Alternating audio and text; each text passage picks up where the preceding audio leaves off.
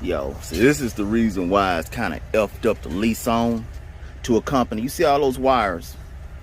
You see how they done tore up my dashboard to put all that people net crap and camera crap in your truck. And then when you leave the trucking company, you have to take all that stuff out. But if they get the mechanics to do it, the mechanics don't care about your dashboard. They're gonna tear your dashboard up. You see right here where it's tore up? They done broke it. They start screwing too tight and they break it.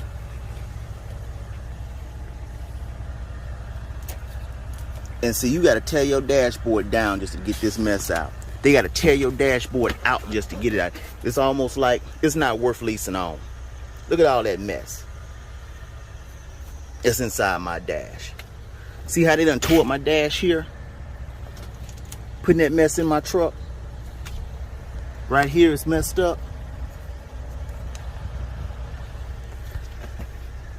Yeah, they destroy your dash, putting all that mess inside your truck.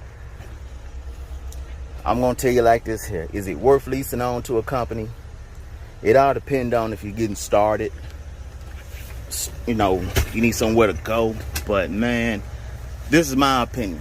If you go on and lease on somewhere, don't let them put the mess inside your dash. It's a work truck. Let them mount it, all the wires on the outside, and maybe run 1 or 2 wires to the hot wires to do what they need to do. Where when it comes time for you to leave, you won't have to tear up your dash. And see, with them shoving all that mess back there, see all those boxes right here? You see that box there, that box right there? All that mess was behind here in my fuse box. That could cause a fire. All I can tell you is think long and hard before you lease on somewhere. It's almost really better that you get your damn own authority. But let's say if you don't get your own authority and you decide just to what the words I'm looking for here. If you just decide to lease on, if you do lease on, let them run all those wires and camera mess on the outside of your dash. For it to sit on the passenger side on the floor, and you create a box or something, you get you a box and put all those wires in, but don't let them go inside your dash. They go inside your dash, it's gonna cause other electrical problems. Tearing, you know, all those air lines that's inside this dash, all those are air lines. Only wires that's supposed to be back there are the electrical lines that come in the truck and the air lines that come in the truck, manufactured in the truck. All right, this is part 2 that I'm making just for, you know, for the truck drivers that's out here that buy their own truck from the bank, or you save up, buy your own truck. Don't let these trucking companies, when you lease on, put all these cameras, people net. See all those boxes right here? This box, that box, that box. They have all that and all those wires. This wire here coming out the dash. They have all that mess behind the dashboard. Don't nothing belong behind that dashboard but the wires that come in the truck manufactured in there. All those airlines, all your electrical wires, with all these boxes and wires just pushed back there, it could cause a fire. That's your fuse box right here. It's a classic FLD right here. That, you know, what I drive. It's one of my trucks here. But when you lease on, those mechanics don't care nothing about your equipment. They're just going to shove that mess in there, tear up your dash. I'm going to show you the damages that the mechanics cause when they put these cameras and these people net, Qualcomms, or electronic logs devices in your truck, and they don't take their time doing it. I'm about to show you what they do. You see right here? See how it's cracked and broke? I'm gonna have to get some JB Weld to fix that. They didn't take their time to put it back. They screwed it real tight and broke it and cracked it. Look at the damage here. See how it's all broken right there? They done broke that side completely out. It's supposed to look like this right here. So there's no kind of screw fastening to screw onto here. Let me show you down here. It done broke all this. It done broke the whole rib right there. See where it's all broken? There's nothing to fasten onto. That whole rib done collapsed. That whole bridge right there.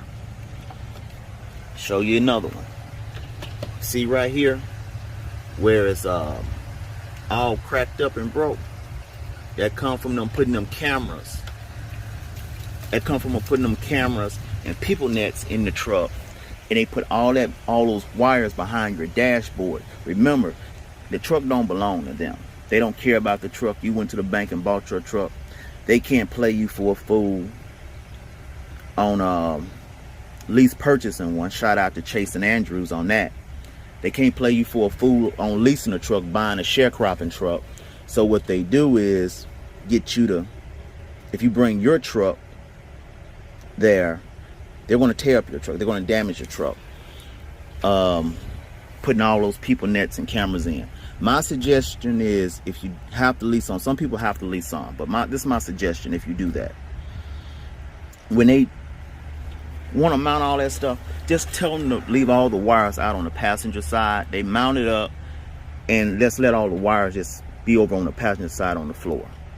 All the boxes and all that. And you can make a box or something to put it in for it to look neat. And all that stuff will be in a box on the passenger side. And then all they have to do is run the wires on the outside, and maybe just a few hot wires to, for it to work, with to have power for it to work. But all this stuff here has no business behind a dash. I don't see how they get all that stuff behind a Peterbilt dashboard, because a Peterbilt dashboard is small and it's real neat the way a Pete is. Now this is a Freightliner here, but they had all that mess behind my fuse box here. Just done broke all my stuff up. Even the Kenworth have a small dash, but that dash only supposed to have behind it what was manufactured to be in there. And yeah, don't let them run them wires like that, because it will cause a fire. And like I said, the mechanics don't care. They don't want to be at work no way, and they're just there to get a check. So, and the truck don't belong to them.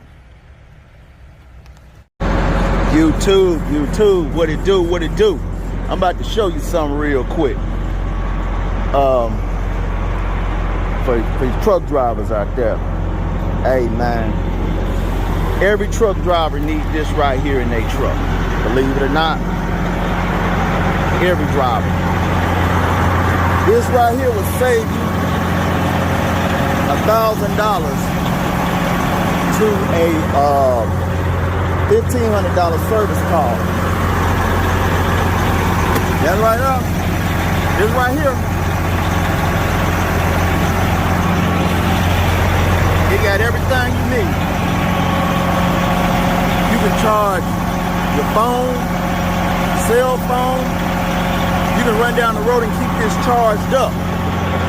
It'll boost off your truck. You know, when it's cold outside and stuff like that.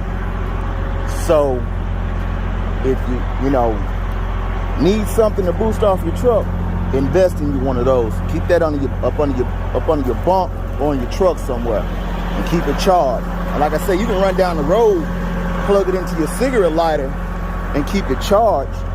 Matter of fact, you plug it up at home, keep it charged. You got an inverter in your truck, keep it charged. But yeah, it'll save you a lot of money. I wished I'd have had one back this last winter when my truck been cranked up in Wisconsin. And man, for that service call, they charged me $1,200 to come out and put new batteries and everything on it. So I'm here to tell you, you need one of those in your truck.